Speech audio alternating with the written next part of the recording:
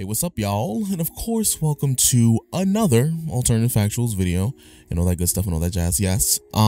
So today's video, I actually fast-tracked this video for this week, even though I had planned for another video, but you know, that's besides the point. Anyways, just a little announcement. Next week I'm going to be dropping a single, something, a little personal project of mine. I'm going to share it with you guys when it drops, but just so y'all know, so it's not like random. But please be sure to like, share, and of course subscribe. Leave your comments down below. And without further and or possible ado, let's kind of just dive into today's video. So today, I kind of want to talk about a show that's on Netflix. It's obviously a superhero show because that's what we talk about on this channel. So the show is called Jupiter's Legacy. Now, the show is very much interesting, very satisfying. The writing was very good. And I want to talk about not just one character in particular, so I'm going to break this video up into two halves. I'm going to talk about the Flare, who in the TV show is black, but in the comic books, he was actually a white man. So, they flipped it up for the TV show, which is perfectly fine. So I'm going to be talking about the TV show version and kind of comparing his character. And then also I want to kind of dive in the second half about the layers of this show in terms of what kind of subject matter it's referring to when it comes to these superheroes and what kind of show you can I guess the kind of show you can expect.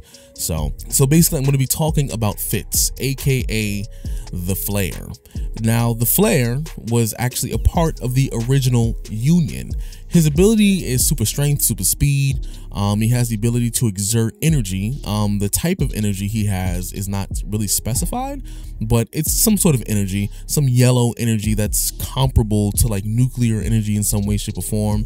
Self-sustenance, he has decelerated aging, accelerated healing, enhanced vision, flight, sight, stamina, agility, durability, all that stuff. So basically, in this universe, he is that person. Now, if we're going by the TV show standards as well, the powers seem to line up kind of hand in hand. But one thing I want you to keep in mind about most superheroes and most superpowered beings in this universe is that ever since the Union, the original six, got their powers way back when in 1929, 1930, that was when superpowers first came into fruition on the planet Earth in this particular timeline. So the original six were the catalyst for the development of powers in the entirety of the world. Now, that's the only minor spoiler you're going to get. And it's not necessarily really a spoiler in a sense, but it kind of is, but just letting you know. Now, this is what I really want to talk about in terms of Fitz. Fitz is a very interesting character in the TV show. One, he's a black man. Two, he got his powers way back in 1929, so you already know what that vibe was like. He was a black man who back then segregation was absolutely legal, and he was pretty close, or at least a good worker, to the main character, who I'm not going to mention his name because I want y'all to go watch this if you haven't seen it already.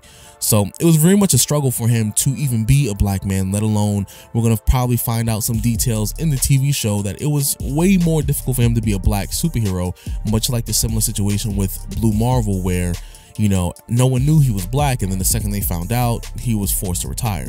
In this case, we can assume that he wasn't forced to retire because the show is kind of like a flashback time skip thing going on, where like the show mostly takes place in the present, but in order to properly tell the story, half of the episode typically takes place in the past before they got their powers all the way up until. So you can assume that he wasn't asked to retire because in present day he's still relatively active with the Union. But I just find it interesting when shows like this take a perspective like this, where back in the day, superheroes, especially black superheroes, did not have the luxury of being their full black selves, and they had to hide themselves in secret. And I don't know if the show itself is going to take that kind of direction, but I want to know more about Fitz because the season's only about 8 episodes, so I'm actually curious. But he's an extremely intelligent man, very powerful. His daughter is extremely powerful as well. Some of the things that he's able to do with his energy is really crazy. He could actually resurrect or jumpstart someone's brain in his prime. He was able to absolutely do that. His daughter still pretty much has all of his powers, so she's pretty much off the charts in terms of her power set as well. But one thing is, he's very realistic. The show and the ideology, which I'm going to transition into since it kind of ties into his character a bit, is more related to the fact that superheroes are failing their job. Now, this debate has been going on back and forth in DC Comics and Marvel Comics, like, why don't superheroes like Superman or Batman, like, why don't they kill anybody?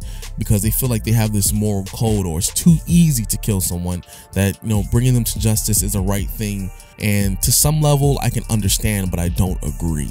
Where you have villains much like the Joker, or even Lex Luthor, who has killed hundreds and thousands of people for the sake of achieving their own goal. In the Joker's case, it might just be for fun. In Lex Luthor's case, it might be for a profit or to take out Superman. But a lot of ways, I do not agree with the way that some superheroes do things. I'm not telling them to kill every villain they run across, a thief or someone who runs a red light.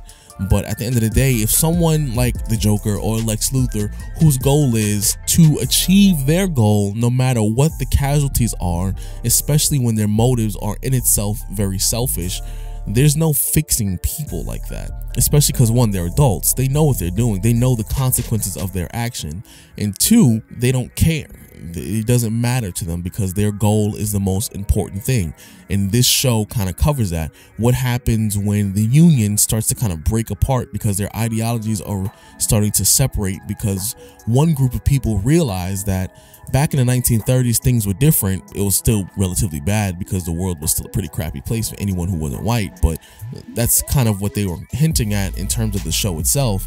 But the leader of the Union, Utopian, he himself is someone who is he's dealing with the fact that his code, the code that he created for the original Union, and the code that he's imposing to a lot of these superheroes that are under the Union, is that they cannot kill.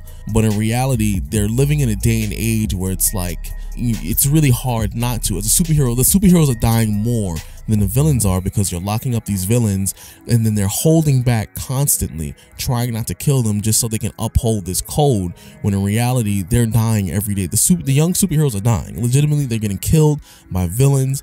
Like, people are just outright killing superheroes. And they're at this crossroad where it's like, we're not asking to kill everyone, but we have to take out those people who are willing to kill hundreds of people. There are people who have powers, who have nuclear related powers, who can literally destroy half a state. But the Utopian is so caught up on the fact that he doesn't want to kill. Remember, this is not really spoiler, because you can get a lot of this in the not the discography, but on Wikipedia in terms of the synopsis of the plot of the show. So I'm giving away no details, but it's one of those constant debates that goes on in comic books and DC, Marvel, Image, all that stuff. Even in the real world, the death penalty, like, who should the death penalty apply to, or how far should it go? It's a very similar concept. And Fitz, to tie it back to the character, is one of those heroes where he's on the fence. He realizes, one, because back when before he even got his powers, he very much so was a black man living in America, and America was not always the greatest place. In my opinion, it never was. But in reality, he's not living in the greatest of places already. Where he came from, the time frame in which he was born, raised into, he was not the most accepted. And then transitioning all the way back into the present, you see that the world definitely has changed. In some ways it's gotten worse, in some ways it's gotten better, but the world has always been crappy, and Fitz has realized the world has always been crappy, and he's tried to live by this code that Utopian has set, or the code that most heroes in Marvel, DC Comics that you typically understand, no killing. But he's starting to realize he lives in a world where that's not really suitable for every situation, that life is definitely not black and white, but life is lived, according to the show, and in quotes, life is lived in shades of gray. So just something I want you guys to understand about his character, kind of introduce his character to you, because there's not very much information about him. There is some, but not a lot, and I don't want to spoil it for you for those people who have not seen the show or who have not read the comic books yet. But y'all should definitely watch that show on Netflix. Obviously they're not sponsoring me, it's just a show I really enjoy and I think you guys should be watching. But if you're new to the channel, please be sure to like, share, and of course subscribe. Leave a comment down below, and I hope to see you later on. Peace out.